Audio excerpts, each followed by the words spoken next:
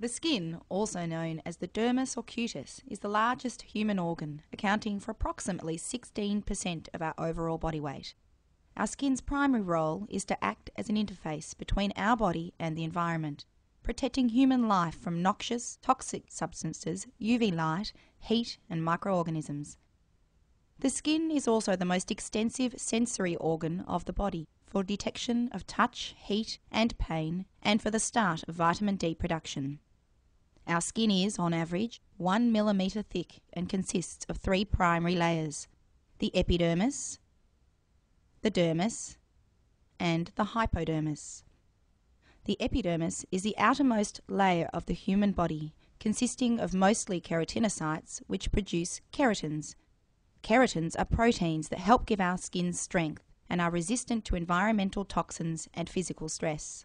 The layers of the epidermis are the stratum corneum, a layer of dead flat cells, the stratum lucidum, which is only present in thick skin such as the palms of hands and soles to help reduce friction between the stratum layer and granulosum.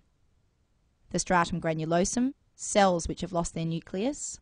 The stratum spinosum is the thickest layer of the epidermis. These cells are also called squamous cells. The basal layer, a single cell layer and the deepest of the epidermis, which sits just on top of the dermis. Within the basal layer are melanocytes, cells responsible for producing melanin, the pigment that gives skin its tone and photoprotection. And Merkel cells, most commonly associated with nerve endings. Langerhans cells, which play a role in the immune system, are also found in the epidermis.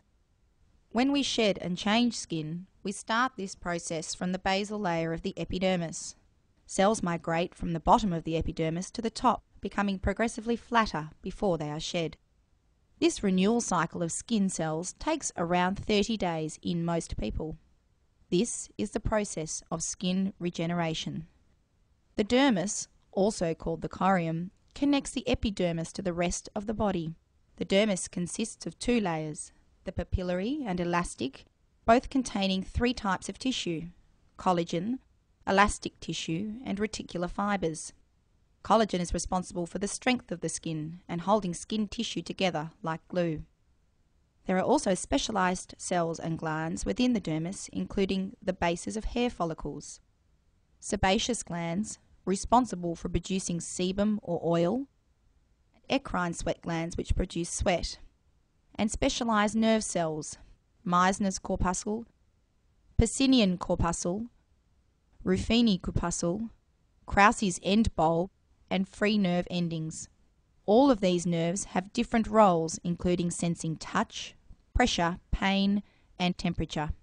Many of these glands and cells are also found in the hypodermis, the largest layer of skin. It mainly consists of loose connective tissue with a vast quantity of adipose or fat cells.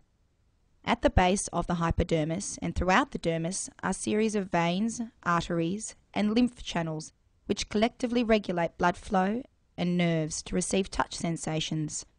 And all of this lies on top of muscle.